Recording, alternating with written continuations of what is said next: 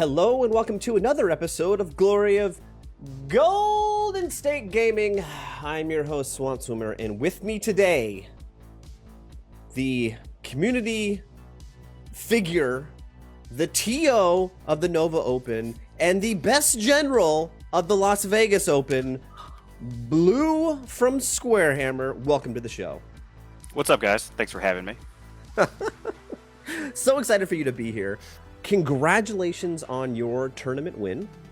Thank you. Well, best general, not best overall, but we're best general. Yeah, best general. First of all, before we even get to the Las Vegas Open, you are the TO of not only the tournament at the Nova Open, but also your own tournament in Virginia. What's the name of that one? That one's just called Miga. It's just a play. I'm trying to make infantry good again, so I've definitely edited up some of the comp to allow infantry to take a little bit more of a foothold, as you would, in the game. So I added they can fight in extra ranks, and they all get up to an extra rank. So they can get up to like +3, and if they're horde, they get +4. Hold your thoughts on that. The end of the interview, I've got specific questions about comp. I'd love to know your answers, but we're skipping ahead. We're going a little too fast. Before we get into your experience at the Las Vegas Open, tell me a little bit about your Warhammer story. Like, how did it start? Your favorite armies? Any of that jazz. Fill me in.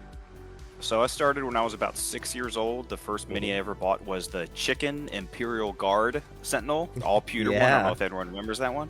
Just this little dude on top, and he had like the huge chicken legs, and he was probably this tall. So that was my first mini.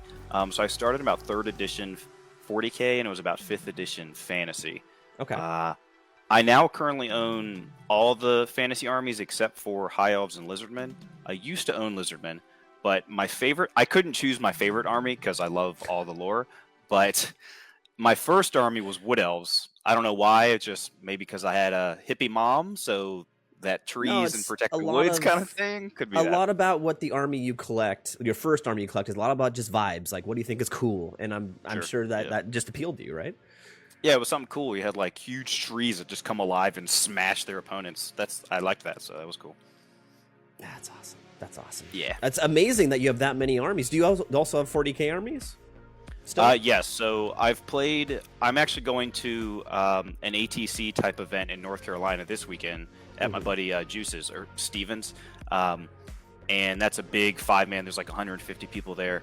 But yeah, so the only army I now own for 40K is Orcs. But I've played Blood Angels and Necrons too. But I just try and stay with one 40K army because I have not too much, but I have so much fantasy. I'm trying not to expand past Orcs, and I just want to stick with that. And I just want to have 3 of everything, and I'm almost there. That's completely understandable. This is plastic crack, as we all know. Yes, it is. All right, I think let's start talking to the Las Vegas Open. Okay, hit me.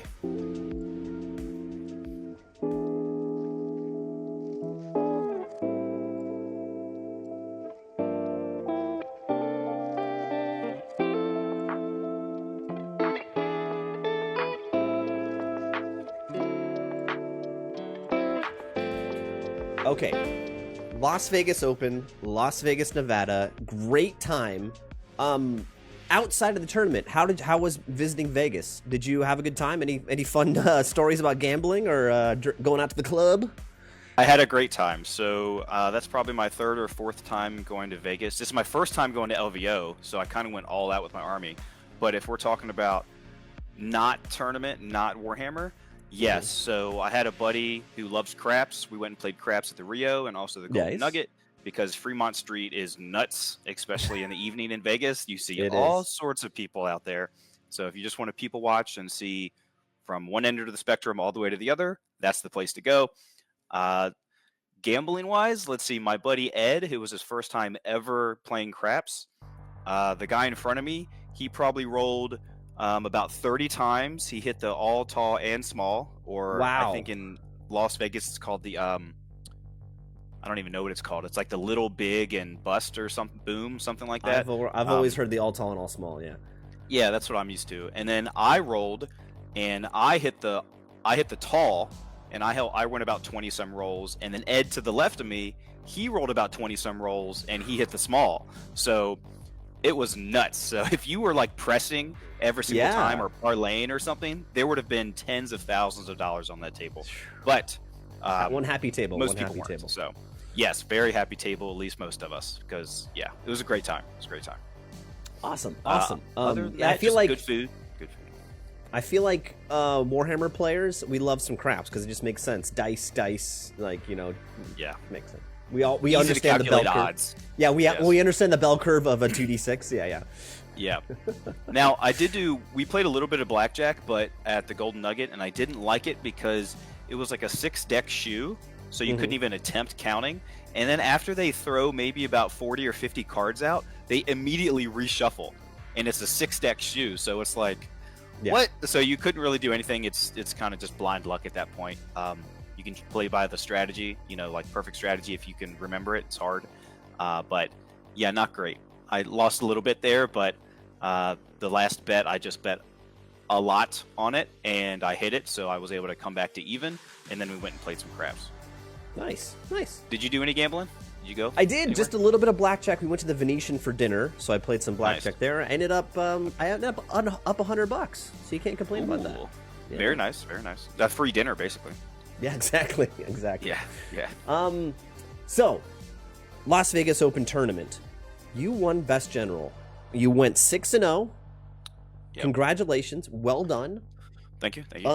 The first thing I'd like to talk about, let's do a little bit of a deep dive into your list. I've got your list up on the screen right now. Let's go through this. I want to spend the majority of time talking about your list. I think that's the most important thing when you're walking into a tournament is the list you're bringing. Let's go through this line by line. Explain it to me like I'm new to Bretonians. All right. And start from the top. First off, I want to thank. This is like the first interview I've had talking about the list. So I had several. I'd probably about 5 or 6 people actually help me. I had many questions. I was originally running the core knights into one big brick, so 16, but we're getting to that. So the Spicy Dice Boys helped me out, a couple of them. Jonesy and Christian, Luna, who most people probably know, not Adam, but Shane from Canada. He runs like a lot of SBOT stuff. So he ran the last SBOT online tournament. So a lot of them I was asking questions, and we were doing math and stuff and all sorts of calculations trying to figure out. Crunching the numbers. Yes. Oh, and Cannerman and Rob, he helped me. He's a mathematician, so he was like, yeah, that looks good. Let me run this, and we helped it out. So actually, one thing before we get started. You also named all of your characters, which I love. I absolutely love that you named all your characters. Wonderful. I think it's fun. Yeah, it gives you some immersion, Yeah. So I had 2 barons. The first one, I don't believe I put at the top as my general because I usually try and order it by like whatever costs most. Yeah. So I had a baron on a Royal Pegasus with 2 heirlooms and the iron spiked shield. And you want to go line by line. So his purpose is to challenge out a dragon, and he gets 2 rerolls per round to either hit, wound, or armor save. Yeah. And he has Virtue or Heroism, so he has Monster Slayer / Killing Blow with a non-magical weapon. And I gave him a lance, but a lot of times I wasn't using the lance because for the heirlooms, you only get to reroll to wound if you fail to wound. So against Strength Toughness 6 stuff, you don't want to be Strength 6 because then you can only rerolls 1s, 2s, and 3s. So if you get rid of you just use the hand weapon, then you're going to be rerolling 1 through 5. Or I think he's Strength 5, so 1 through 4, whatever it is. But the Iron Spike Shield, what that does is every time an enemy rolls a 1 to hit or to wound you, you immediately strike back with the Strength 3 AP it's 1 spiky. hit. It's spiky. Exactly. So I was assuming, and I think most people, at least on the East Coast, have been playing it as, or not playing it, but think it as that also gets Monster Slayer and Killing Blow. But they ruled it as like game 1 had already happened. A judge walked up to me after game 1, so game 2 has started, and they said, hey, it doesn't work like that. And I asked, well, can I change my list? Because this is the whole point of this guy. And they said yes with the yellow card. So what I ended up doing was dropping the shield and adding a 3rd heirloom. and I had to drop something else. I don't remember what it was, but I had to drop something else because it's a little bit more expensive. But that's what his job is. And just so everyone knows, I didn't roll one Monster Slayer or one Killing Blow 6 the entire event. So it was like, ugh! But that threat kept people scared and kept them away. Yeah, I mean that's half the battle in Warhammer is just the perception of danger, which causes people to change the way they play. Yeah, exactly. So the second Baron is just and honestly, one of the most busted things ever is the Frontier Axe. Yeah. So tell me exactly what the Frontier Axe does. Okay, so it gives you +2 strength, -3 AP, and it's multiple wounds 2. Now it takes 2 hands, so you lose an armor save, but okay, for 30 points. 30 points. It's less than half the cost of an Ogre Blade, and it's an extra AP. And it's way better. Yeah. Way better. And you take the virtue of Knightly Temper for 70 points. So now he has Hatred and extra D3 attacks on the charge. So he could be rolling in with like 7 attacks, Strength 6, AP 3, multiple wounds 2. And he rerolled a hit, so he just murders almost anything. Or at least puts enough wounds so like maybe everything else in the unit can kill it. That's what he does. What else did I had? I had he was also on a Royal Peg. Then I had a Paladin, BSB. He has the Falcon Horn because obviously. Tell me what Falcon Horn does. Tell me what Falcon Horn does. Oh, it's honestly, I think it's a busted item, and when I run stuff, you can only use it once per game. I don't know what I'm going to do at Nova, but at least in my upcoming one, it's once per game. I take a leadership check, and if I pass, none of your stuff can fly. I can keep flying, but you can't fly. It's disgusting. And I'm an exile, so that means I can reroll leadership tests. So I can reroll that leadership 8. It's very good.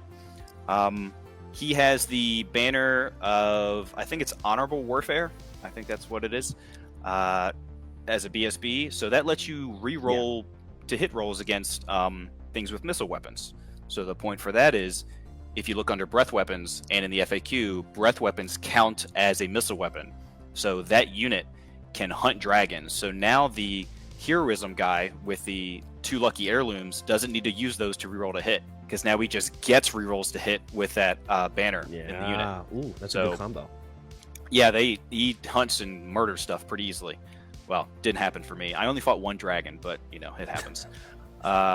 Were you surprised by the number of dragons in the tournament? I feel like there would have been more, but it wasn't. There were actually. So my other buddy Ernan, who we flew in on the same flight, I think he fought a dragon in 5 of his 6 games. So I think it just happened that way. I think it was luck of the draw. Yeah, I think so. Now he is on a Barded Pegasus, and the reason for that is when you charge things, the 2 Royal Pegasus go adjacent to the fighting rank, so that means they can always challenge. But the Royal Pegasus, if he doesn't make it, the Barded Pegasus, if he doesn't make it, he goes to the rear. He goes to like basically the last line of the skirmishing Pegasus, which is awesome because then he can't be focused out, all that good stuff. And then I have a Green Knight because the Green Knight I have Giles, or Giles. Is it Guy or Giles? I always some Guy. I don't know. Don't worry about it. I'm not French. I don't know it. I don't know how they pronounce it. All I know is he does Green Knight things, and the Green Knight is busted. Also banned in my event. Yes. So with the S-Bot terrain, you always will get a woods. So I told all my opponents what a Green Knight can do. I told them obviously what this army does. Just like, this is my 1 unit. Everything else will just basically stay back and they will go forward. But I told everyone what the Green Knight does. So I was like, hey, if you don't deploy in this woods, and if you don't go first, my Green Knight can land an inch away from you and charge turn 1 with terror and immune to magical attacks. And they were like, okay. And I said, just deploy probably on the other side. Just like avoid that woods, make him have to that's basically the strategy for countering the Green Knight, is to block the forest. Like, put a unit in the forest so the Green Knight can't come from there. Yeah, but the problem is at S-Bot terrain, all the woods, basically all of them, are outside of your deployment zone by like 2 inches. So it's like I could come in sideways and then just charge this way. Really busted, so I didn't want to do that to anyone. Like, I didn't bring this army to go 6-0. I wasn't expecting it because I was expecting to fight at least 1 gun line of like Tomb Kings, Empire, Dwarves, and I think I ought to lose that game. But I dodged all of them. So next, It does.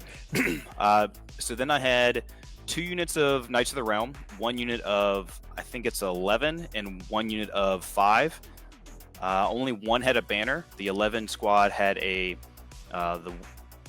war banner, so they had like I think a static 4 combat res. Let's see, close order, lance formation, war banner, and banner. Yes, 4.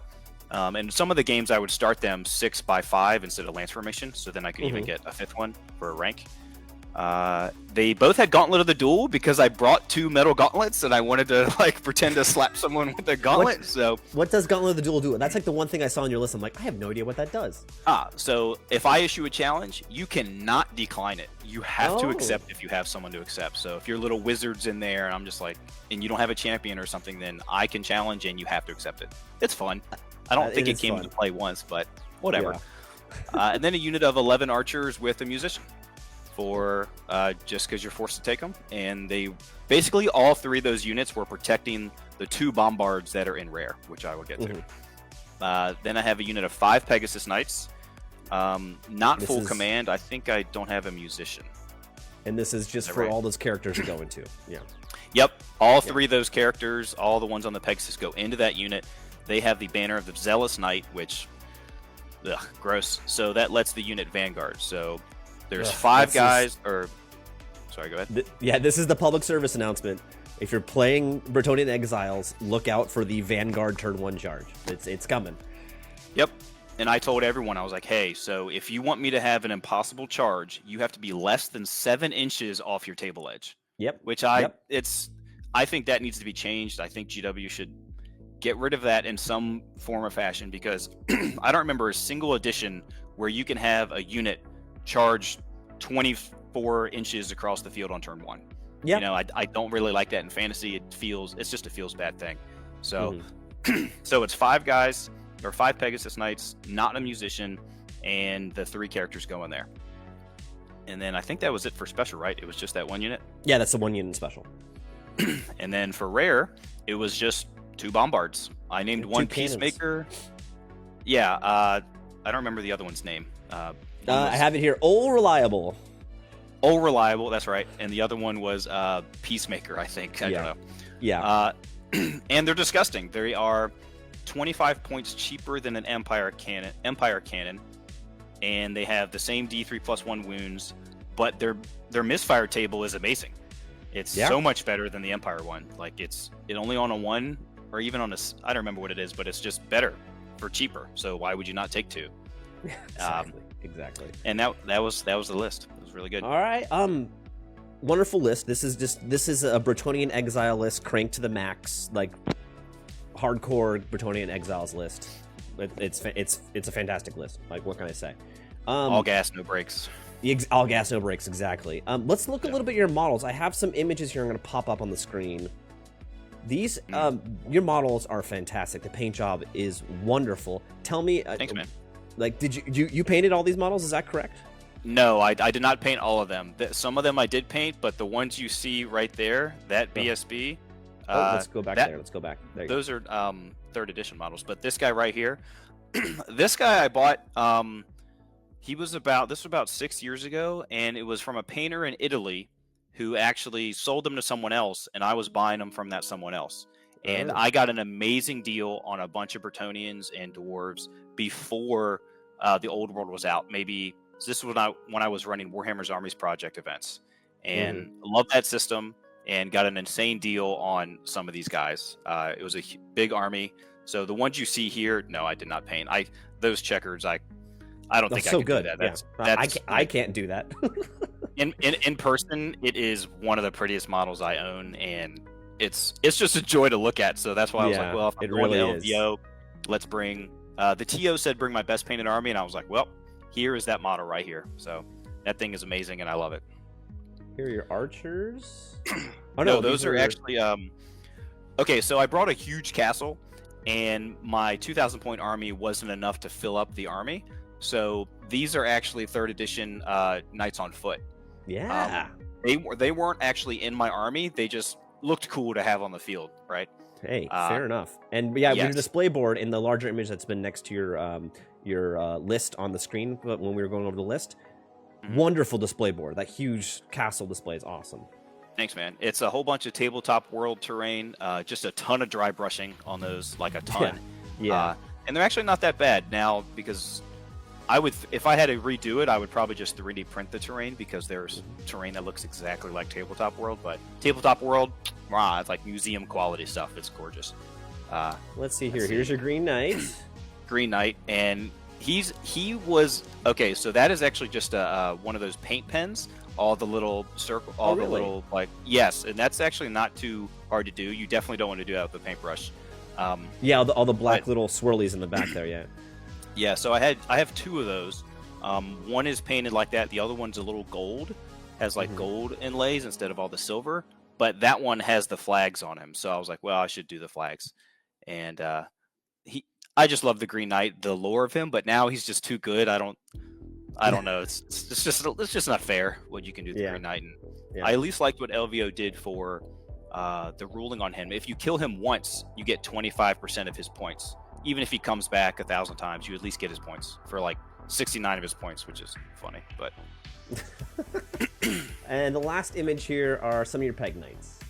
Yes, I love the Peg Knights. They're all magnetized, and you can see. I don't know if I guess you can't tell from there, but those are on 40 mil bases. But I did bring some adapters that were 20, just 20s to put behind them, so then they're the same size. And when it mattered, I would put him down. And obviously, I gave everyone the benefit of the doubt. So if someone was charging me in a certain distance, that's the standard right now. You get it. That's the standard right now with the adapters. And I was using those too. And they're super helpful, super easy to take your models from previous editions and use them in this. Yep.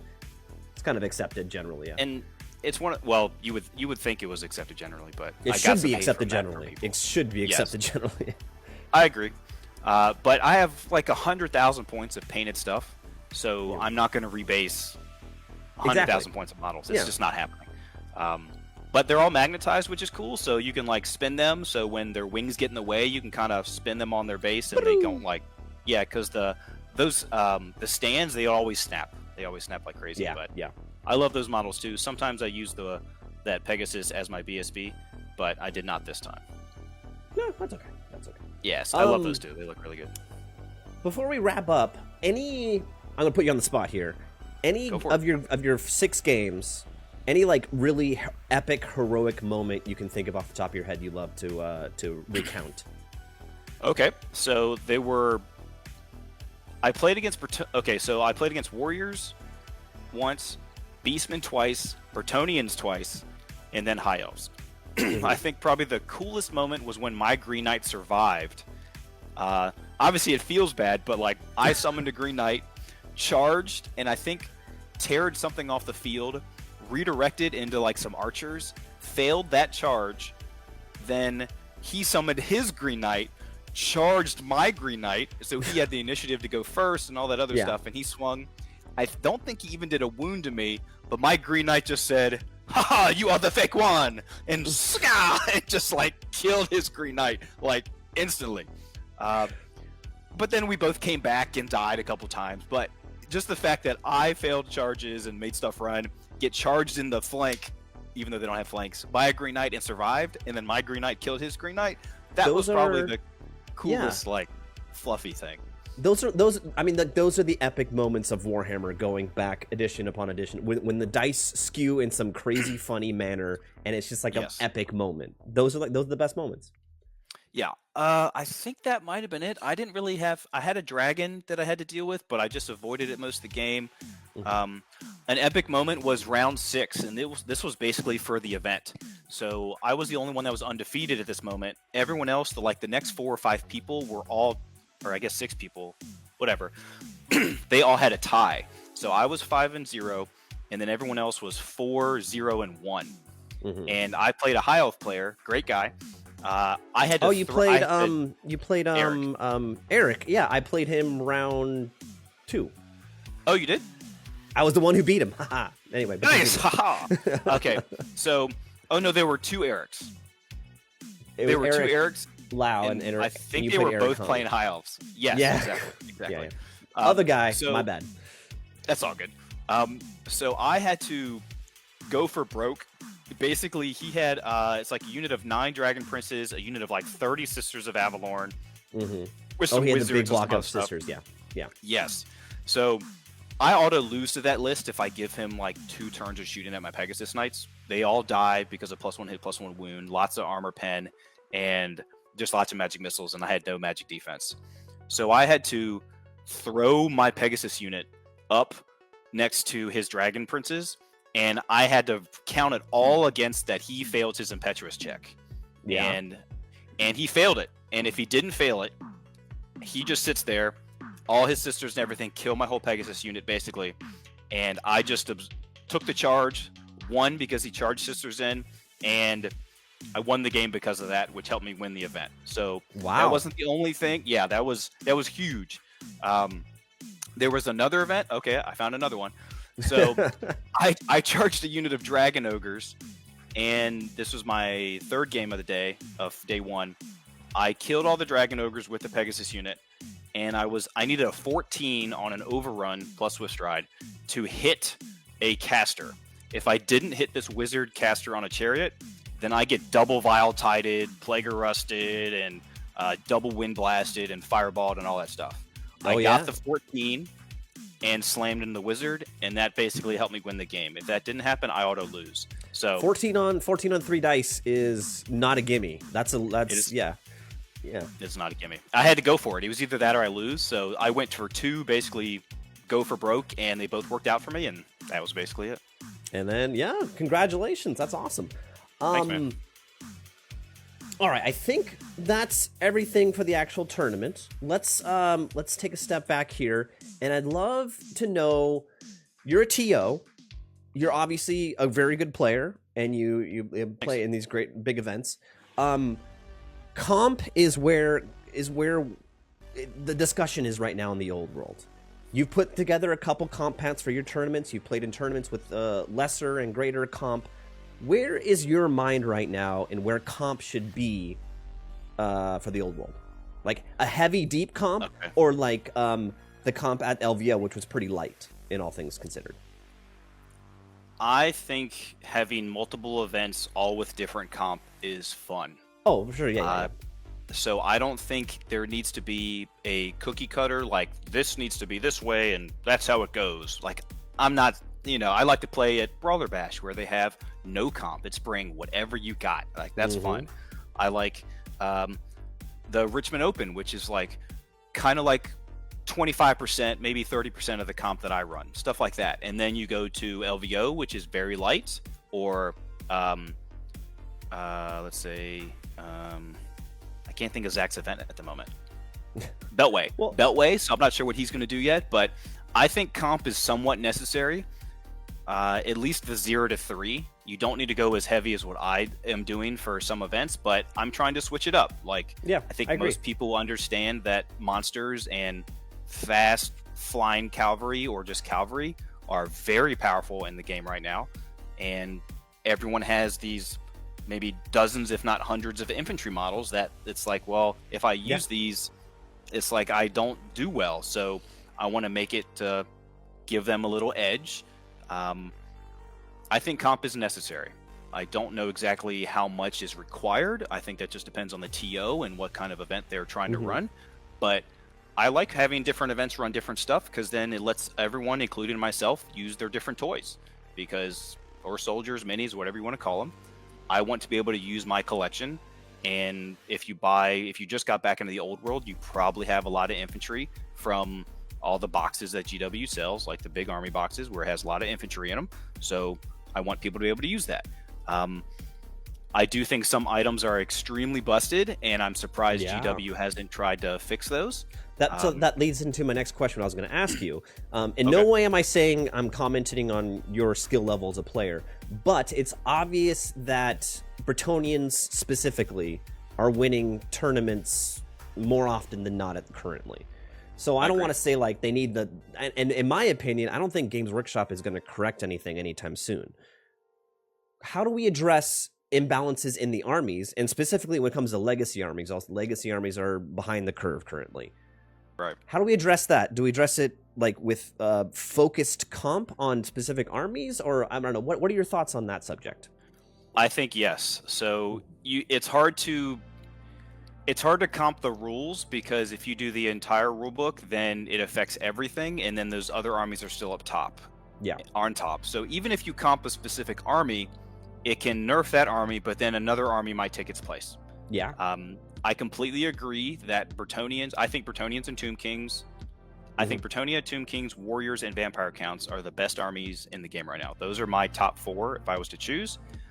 So I think some specific comp is needed. I was surprised when GW nerfed several magic items in other armies, but didn't. So so one of the armies, I think it was for Dark Elves, where it could only be on a infantry or cavalry. It was like the blood armor or something. They did several things like that to armor, but for some reason they didn't change the armor of ages for Tomb Kings to reroll to the reroll to wound armor. Why wouldn't they change that so you can't put that on a dragon? Like, honestly, it's their business, so they're trying to sell the brand new models, and Bretonnia and Tomb Kings are their bread and butter because that's what they started with in this edition, so they're going to sell those and keep them, honestly, the strongest. I think the Falcon Horn should be probably once per game, or you don't get rerolls or something like that. So I think army-specific comp is necessary because some armies, I don't know if they will ever win a GT. And it's poor not Lizardman. Poor Lizardman. Yeah. Oh man, poor Lizardman. Ugh. So I think Lizardman need a big buff, and I don't know what to do. Yeah. But I don't want to go in. Sorry, please. You were. So take a step back. In 8th edition, were you a big fan of Swiss comp, where like it was a whole nother point system on top of the game?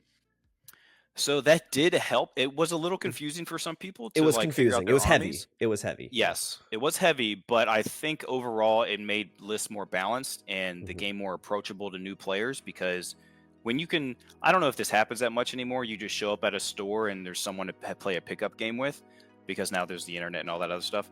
But that used to be a thing. Someone would bring their try-hard tournament list and someone would bring their fun, fluffy list and just get smashed. And it's not fun. And they just get demoralized. Yeah, exactly. And they don't want to play anymore. So I think Swiss comp is a good approach. I think if GW comes out with their tournament packet that is apparently rumored everywhere, I hope that there's something in there to help with that. I hope Swiss comp comes back, but it's more manageable for newer players to understand. That's what I agree. There's along those lines. Those super heavy comps do a good job of what we're talking about right now. So, but also there's something really to be appreciated about a simplistic comp, like just 2 rules that encompass a lot, but it does a little less. I don't know. There's some sort of balance point in the middle there. I agree. So I think one of the ones that at least on the East Coast we've done almost at every event is if you kill more than... I don't like how they have victory points in the GW book. It doesn't make any sense in terms of how you can actually capture points. Because if I kill... What is it? If I have less than 25% of my unit remaining, you get 25% of my victory points. That just seems nuts when monsters and characters, especially on the monsters, you have to kill them entirely, which you can easily hide your victory points in units that have a very small chance of dying. And that just skews the meta so far to that way. So we have all done, if you're 50% or less of your total wounds, then you get half the victory points for that monster. 50%, 50 points. Yeah, 50% points. Yes. Yeah. And I think that's fair. That's what I think 8th edition used to be, was that, if I'm not mistaken. It's been a while, but... I think so too. I think I think that was the way to do it. And I like that. I think LVO did something like that too, didn't they? No, they didn't, but they said they might do it next year, which is great. I think that's needed. There's too many monsters. It's like you're playing Age of Sigmar. A little bit. Exactly. It's whatever we want to call it. It's Hero Hammer, it's Age of Sigmar, it's big models have all the power currently. Yep. 100% agree. I think that's all the questions I had. Next tournament for you, obviously you're TOing your event in Virginia. Yes. You told me before this interview you're going to Adepticon, is that right? Oh yeah, shoot, yeah, I'll be there. This will be my 3rd Adepticon in a row, and I have a blast each time. Like I played in the doubles last year, in the singles, and now they have a 3,000 point RTT. I'm very excited to see 3,000 points, and they expanded the table, so it's on an 84-inch wide table. So I did not hear that. That's interesting. Yes, that's on their tournament pack. It's very cool. Ooh. Very cool. I'm very tempted to join you there, but Come. to be determined. Yes. To be determined. Yes. Well, it's coming up soon. You only have I think it's at the end of March, right? End of March, so a month and a half away, basically. Month and a half, basically. And hopefully y'all can come out. I think it's going to be at least the size of LVO. I think there's 70 players signed up for the Champs one, which is the GT. Yeah. And lastly, do you want to do you want to plug your tournaments? Sure. So the next one that I'm running is it's basically Squarehammer. It's on Best Coast Pairings. You can just search. Let me check the date. It's in 2 weeks. It is on the 22nd and 23rd of February. It's at a store called Battlegrounds in Midlothian, Virginia. I think there's about 7 tickets left, but I have great prizes. I don't know if y'all have seen them, but I have swords engraved that each say best general or best overall. Those are the best awards. Those are the best. Yes. Awards. Yeah. So they're thanks to Todd for those because he helped me. He linked me up with the person who engraves them, and they have cool icons on them. I did them for Nova as well, but these are just a little smaller, not the huge ones. And then a couple of tankards that have best sport, best painted, and then George from Battlegrounds and Warp Charge Gaming. He found some awesome medals that he does for his events where I made up all sorts of things like most miscasts and most generals slain. All and those fun best awards. of Fantasy. Yeah, and they're all just a little medal and they come on a lanyard kind of thing and, just to hand out, and that's the cool stuff. And then whatever's left will be in a store credit. So, and I'll probably buy everyone pizza or something like that just to keep everyone around, or, just for fun. But I'm really looking forward to that. I haven't run a GT not at LVO before. I've run RTTs, but this will be my first GT not at Nova, which I am running Nova as well, and Nova's going to be great. I can't wait. I hope we have 70 plus people like LVO. I'm very excited for that too. I can't make it to your event in Virginia, unfortunately. My apologies. It's my wife's birthday, but I'm 100% coming to Nova. I went last year. It was tons of fun, and it's part of the bigger convention. So I did some bunch of other stuff with convention events also, and I had a fantastic time. I will be there. Now, do you think you'll ever run a tournament? Oh yeah, well, okay. So you mentioned you were in the Warhammer Armies project before the old world. I was 100% in the Ninth Age. That was my jam. I ran a big. I don't know if it was the biggest. It was the biggest team tournament in San Francisco. I was living in San Francisco. A Ninth Age team tournament, and I definitely say team tournaments are head and shoulder better than individual tournaments. Was it doubles or was it 5v5? No, it was ETC style team tournament. 5-man teams. Yeah. That's nuts. Okay, that's cool. Totally fun. TOing is very stressful, but very rewarding. It's really fun. But yeah, team tournaments are fun. I'm waiting for an old world ETC style big team tournament to show up, and then I'll get the New York guys into a group, and we'll maybe come out. That'd be cool. Yeah. Now, would that be? Do you think that's only doable with a GT? Do you think 5v5 is okay for an RTT, or does it have to be a GT? That's a good question. I don't know if anyone's actually really attempted that, like a 1-day 5-man team style like that. Okay. I think a 1-dayer is better just a doubles tournament. Right. Yeah. Or you drop it down. Doubles to are fun 3 or 4 too. player. Doubles are fun too. Okay, because I'm trying to think what else to do at Nova. So right now I have the Worlds where I'm trying to have the best of the best players come, and then we'd come out with comp or something. But it's going to be hard to get people from Europe and Asia, people far away to get here and play. So even if they're top of the old world rankings websites, so it's tough. But if anything, it'll probably fall to doubles or something some kind of team /fun event. Yeah, something fun. I do like how what we mentioned in Adepticon, having the Thursday event and being a big army event, 3,000 points, 4,000 points, whatever. Yes, that's really fun. I think that's cool. Makes people bring a lot more models, but I think it's really fun to play in. I agree. Yeah. All right, I think that's it. Thank you so much for joining me, Blue. We need to get a game in, by the way, but we'll do that eventually. Thank you for coming on the channel. Thank you for sharing all your thoughts and your experiences at LVO. And I'll see you at the next tournament, right? Hope to see you at Adepticon. Yes. Thanks, everyone. Thanks, guys.